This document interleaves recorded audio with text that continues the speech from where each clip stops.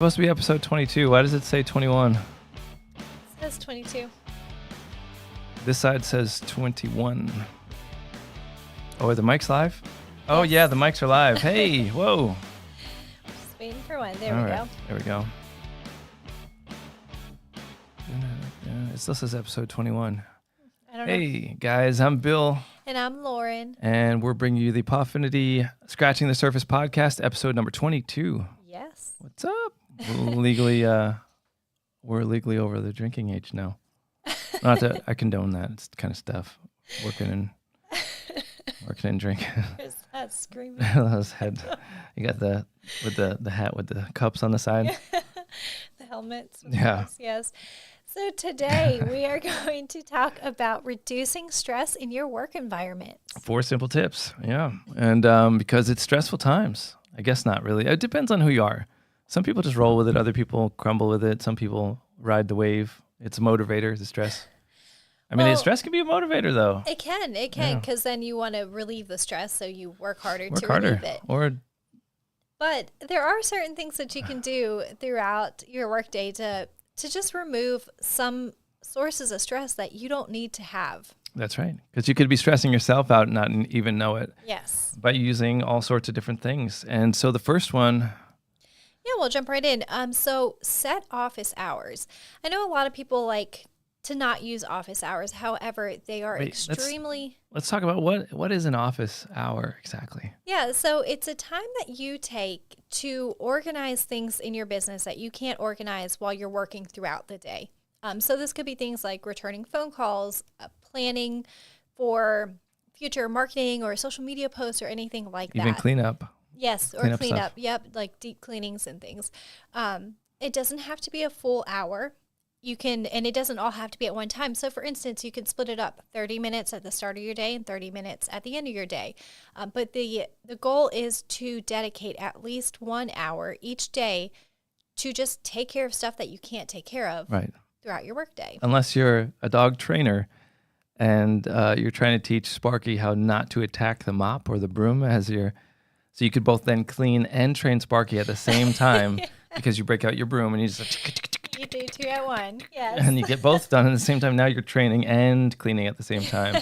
That doesn't generally happen. So, the office hours is an awesome thing. It'll help drastically reduce your stress. Yeah, if you find yourself with like a whole bunch of voicemails and you're like, when am I going to have the time to do this?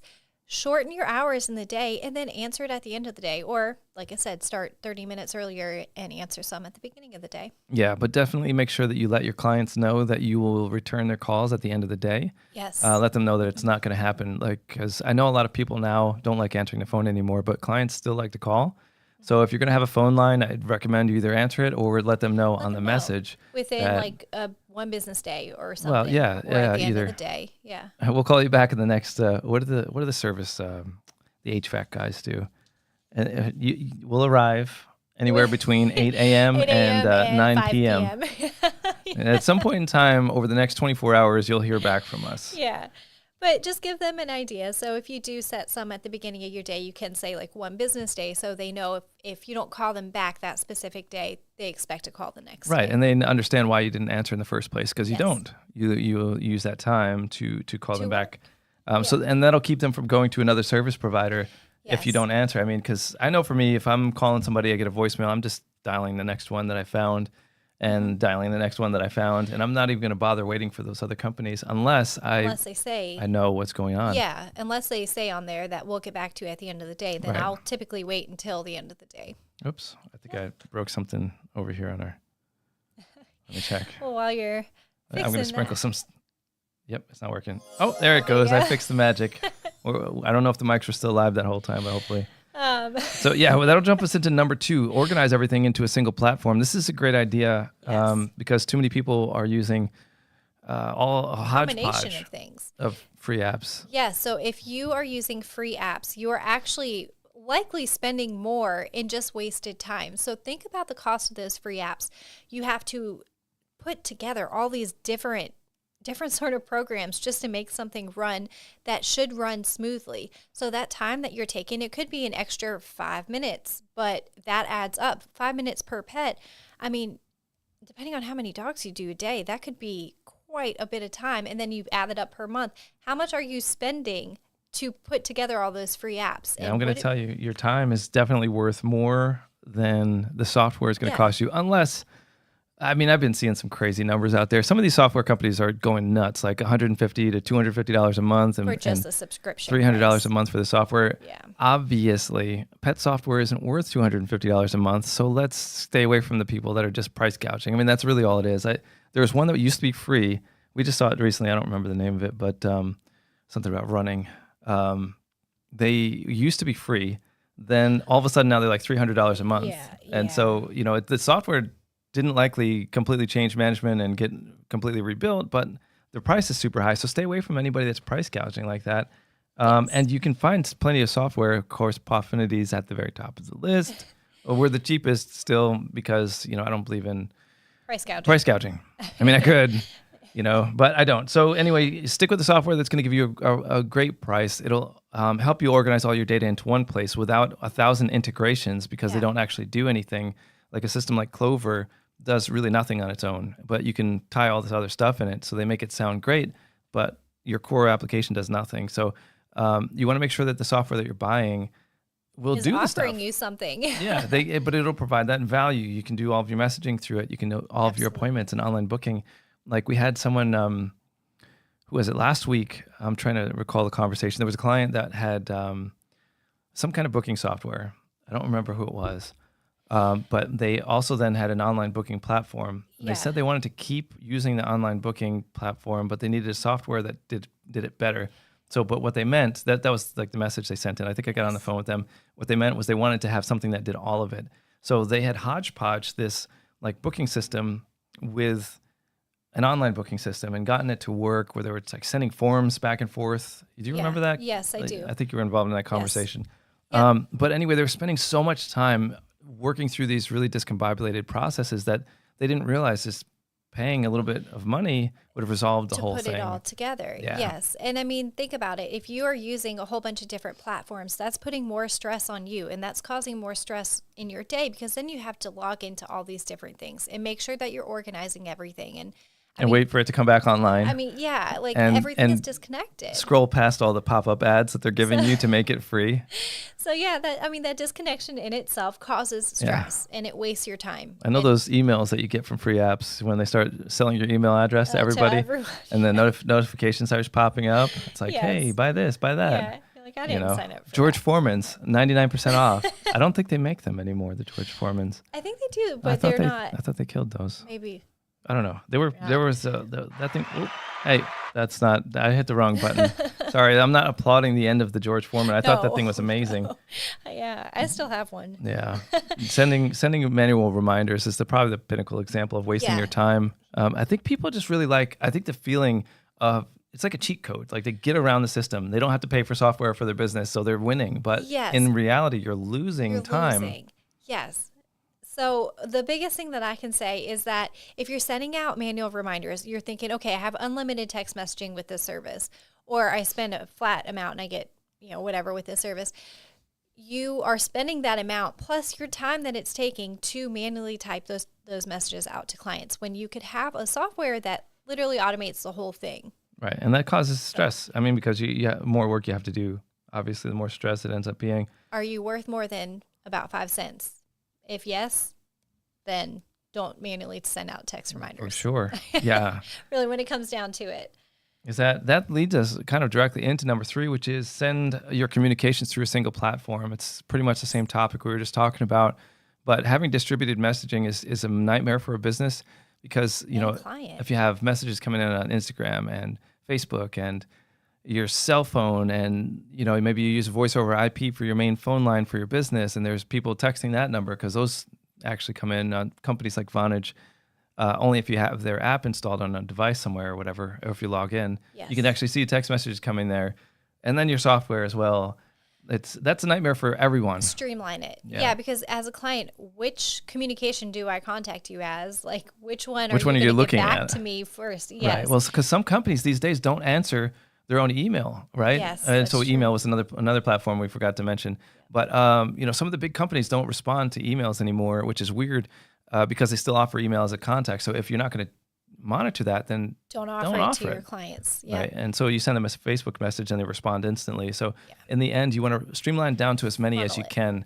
Like Lauren was mentioning, sometimes you'll get people that will use a cell phone for their communications with clients to text them, and then also a software which is sending appointment reminders and all that stuff. But now the client doesn't know which one of those numbers is for you and how they get in touch with you. But also then you and your staff are kind of like looking all over the place for these messages. So, I recommend funneling it down. If you're big on Facebook, use your Facebook Messenger, but you also then need to make sure you monitor that. So, but if you find yourself running around in circles, jumping from Twitter to Instagram to, does TikTok have messaging? I don't know. I have no idea. Let's just say TikTok has messaging. I don't know. I don't use it. But to TikTok, to, Facebook. Did I say Facebook twice? I don't know. Who knows? But I mean, if you're well, that's the whole point. Did I check that, Facebook? Right? Yeah, exactly. So. Streamline it all down. Use the automated what's it called? Notifications? Replies. No, the automated replies in those to streamline them all down to one method of communication. That way you're only checking one method of communication. And if they contact you on a method that you don't use, you already told them you don't use it, they don't expect a reply back. Well, they might still expect a reply because we are dealing with humans in 2023. So, but it keeps you from checking it on a daily basis and then feeling guilty about it, I guess. And it removes your stress because then you're not constantly going between all these different platforms to make sure, did you answer them? Right. Yeah. I mean, communication through a single platform is the best way to go. But people exist in all the different areas, and your platform should be your software. That should be your primary communication, because customers want to respond to the messages they receive about their appointment. I don't know anybody that wants to. Sometimes we get these requests where, like, can I tell them to text me back on a different number? And the answer is, like, you never want to do that because now everybody's confused. Yeah, if I'm getting an appointment reminder and I need to change it, it's so much easier for me to just text back right then and there. If I have to call a different number or log into Facebook to then send them a message or do something else, it's likely that I'm not going to text them back. Right. Well, and then there's your no-show. Yeah. Or there's your no-show. Yep. Yeah, so just streamline it for everybody, because I feel like when you reduce your stress as a pet service provider, you reduce the stress of your clients too, because they're not like figuring, was I supposed to write back on Facebook or was it Instagram or they're all over the place. I just saw they made a post. Should I chase my pet provider to the platform they just made a post on so that they might respond to me?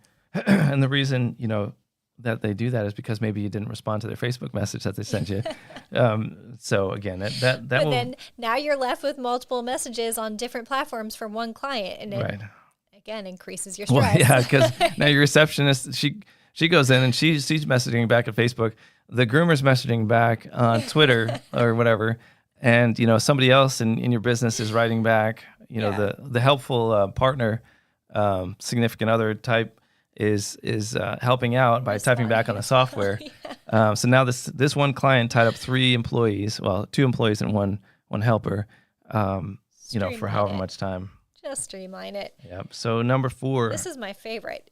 Use your days off as your days off. So the whole point of this is your day off is your time to reset, to relax, to enjoy your life, not think about your business, not think about the things that you have to do.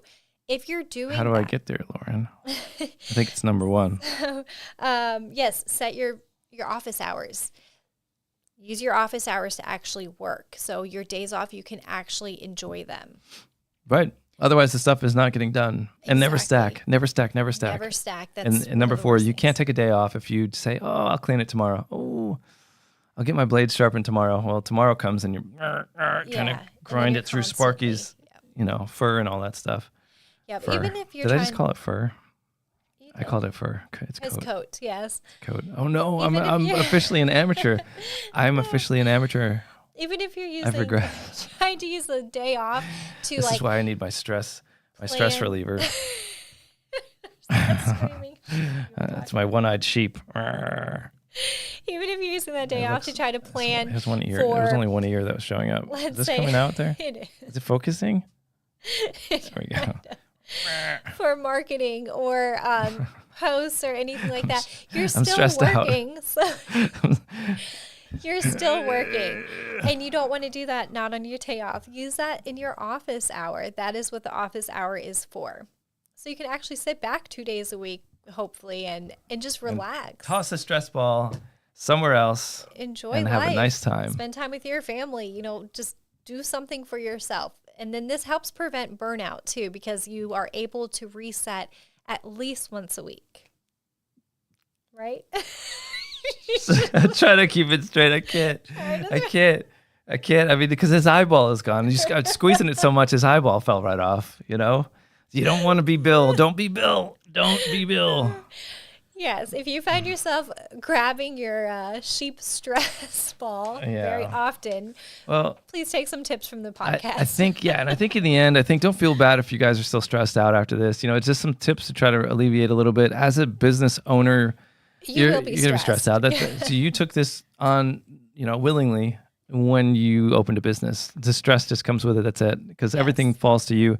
I mean, it's super easy just to walk in and get a paycheck. It is. You make your $1 per hour and check, clock in, clock back out. Somebody else pays you. Yeah. That's super simple. But to go out on your own and take that chance to be a small business owner, it's stressful inherently. So you want to do everything you can to alleviate reduce as much as possible that stress, right? Yeah. And you can do that. One of the most simple things is just keeping up with stuff. Don't stack. Use a software that supports your business. That doesn't cost you $300 a month for no reason at all. Please don't. And then, everything should be okay. I want some magic. I feel like I need some magic in this. Everything's magically okay. All right. Perfect. Well, I think that's the end of it. Yeah, that's the end of episode number 22. Again, guys, we're still getting back into it. We took a little bit of a break there for a long time, it seems like, and you can tell. So our podcast will start getting better again after maybe the next one. It was you did all right. I did all right. Where's that stress ball? I need it. We'll see you guys next Monday.